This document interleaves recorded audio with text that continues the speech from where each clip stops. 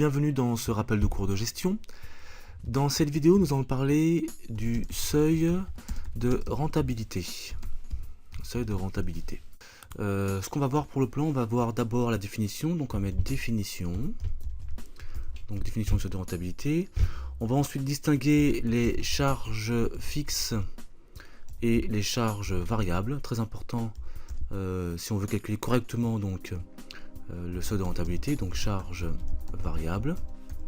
Voilà, on va également voir la détermination du seuil de rentabilité, comment on calcule, comment on trouve donc détermination le seuil de rentabilité, puisqu'on peut le voir de manière différente, soit pour le calcul, soit par comment dirais-je, le graphique.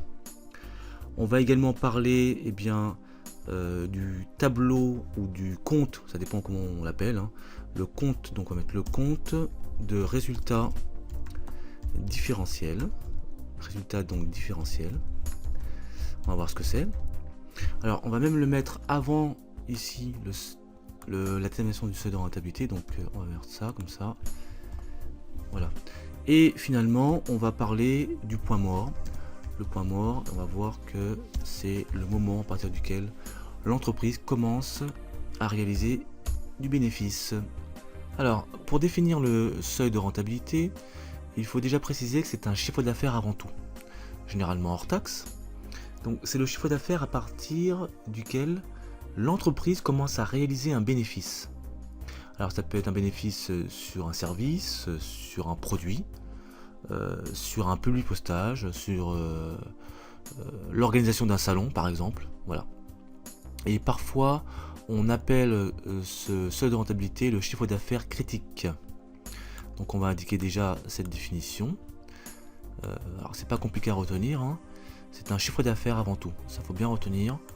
Chiffre d'affaires, et à partir de ce chiffre d'affaires là, l'entreprise commence à réaliser un bénéfice. Voilà, donc elle commence à gagner de l'argent concrètement. Concernant la distinction charge fixe et charge variable, elle est très importante puisque c'est grâce à cette distinction qu'on va pouvoir calculer de manière correcte le seuil de rentabilité. Voilà pourquoi on va parler des charges fixes et variables. Alors d'abord les charges fixes. On dit qu'elles ne varient pas en fonction de l'activité. Ça veut dire que si le chiffre d'affaires est important ou pas, ou au contraire ne l'est pas, eh bien les charges fixes, elles, sont les mêmes. On dit qu'elles sont incompressibles.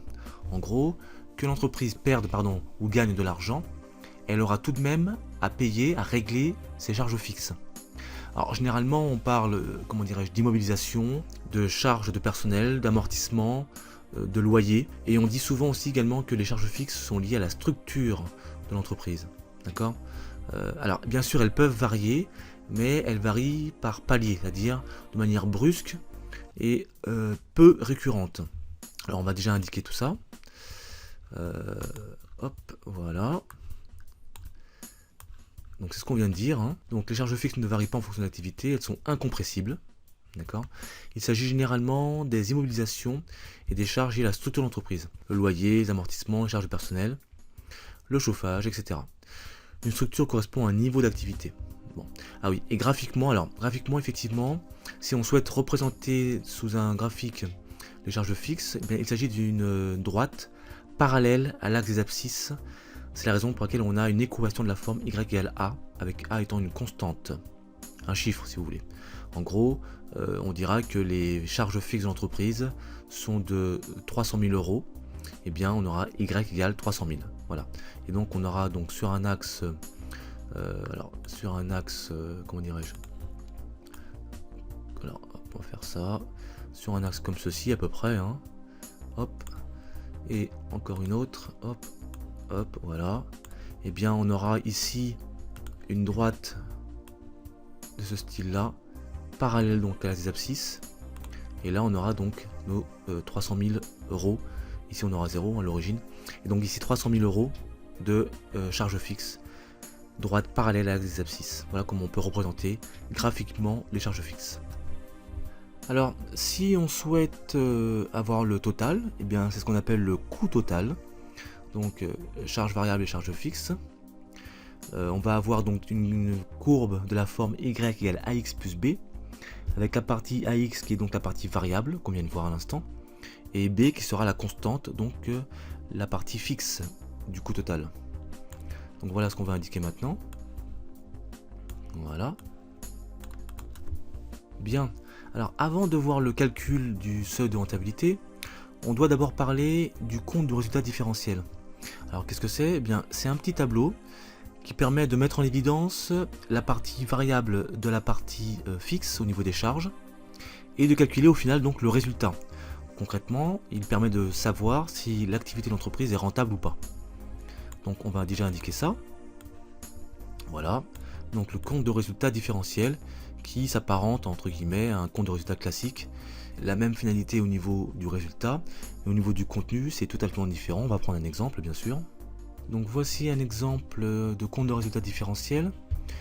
On a 3 colonnes. La colonne ici, éléments, montant et pourcentage du chiffre d'affaires.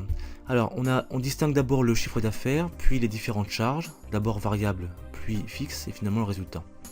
Alors, concernant le chiffre d'affaires, ici, bien sûr, on va indiquer le montant. Alors, ici, on a mis des lettres, mais ce sont des chiffres qu'on a ici, normalement, bien sûr.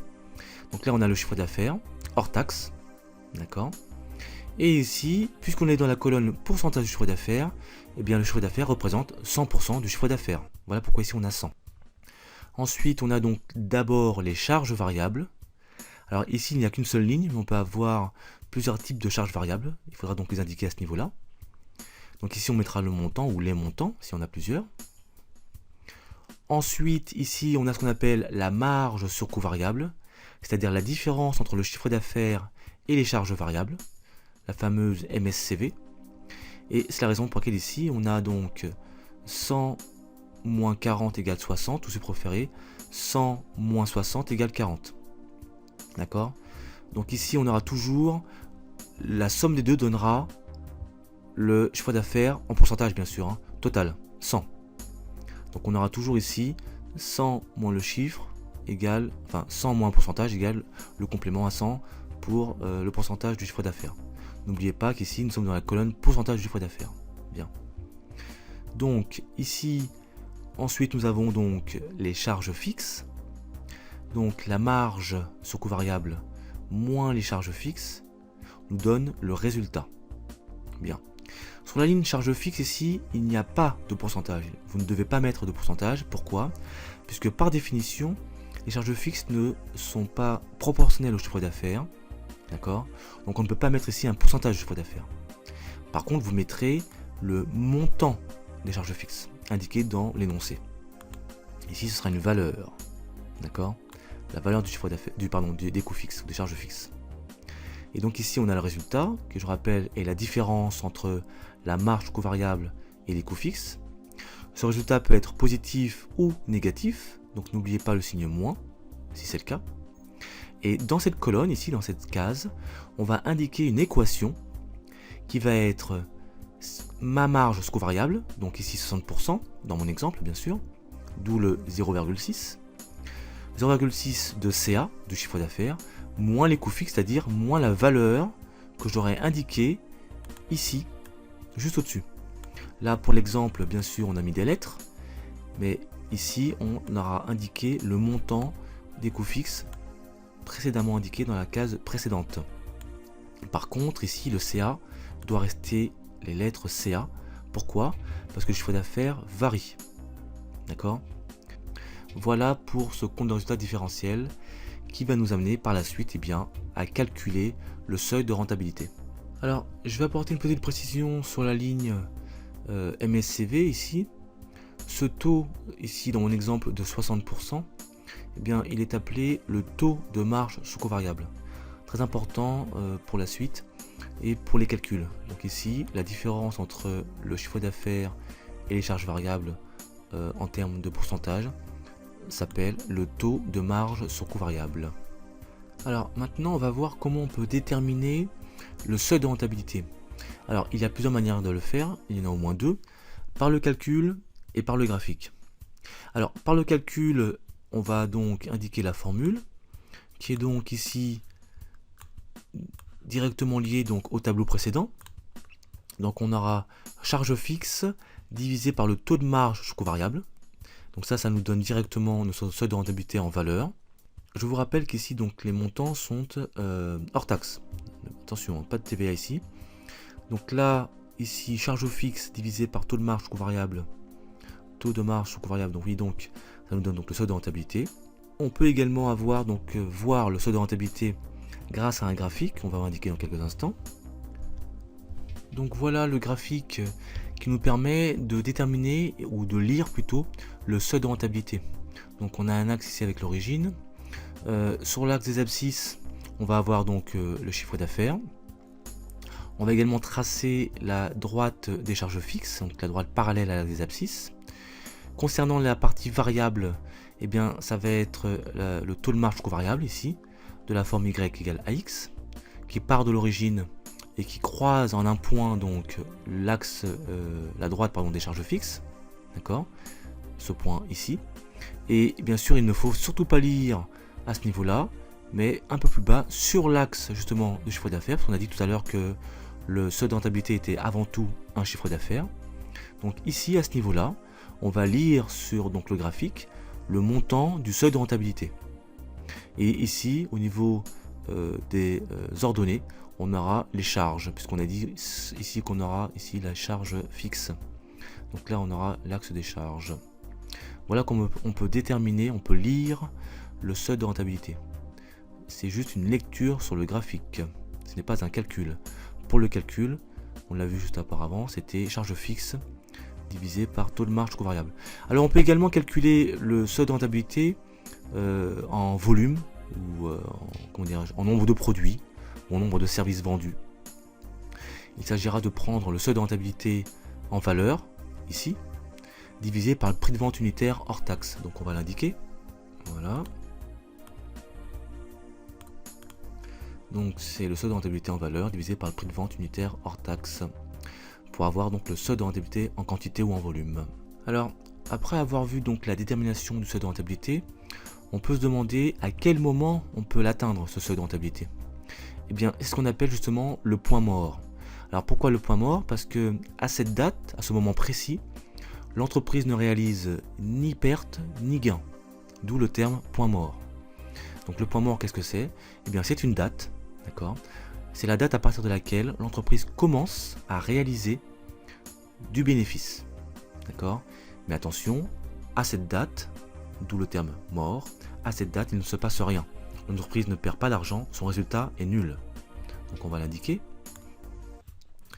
Alors, hop, voilà. Donc retenez bien que le point mort, c'est une date et pas un montant. Et qu'est-ce que c'est comme date? Eh bien, c'est à partir de ce moment-là où l'entreprise commence à réaliser, comment dirais-je, eh bien, un gain sur son activité. Donc la formule est la suivante, c'est le seuil de rentabilité divisé par le chiffre d'affaires, l'ensemble multiplié par 360 jours, puisqu'il s'agit d'une date. Et donc, grâce à ce calcul, on trouve une date précise, en fonction bien sûr du contexte. Donc bien faire attention au niveau de l'énoncé, à partir de quand on part. Si on part bien d'une année normale, classique, c'est-à-dire du 1er janvier, ou alors si on est en pleine année et on doit partir par exemple du premier trimestre ou du premier semestre. Donc bien faire attention au point de départ pour ce calcul. Et bien voilà ce qu'on pouvait dire globalement sur le seuil de rentabilité. Cette vidéo est maintenant terminée, merci de m'avoir suivi. A très bientôt sur Exo Vidéo.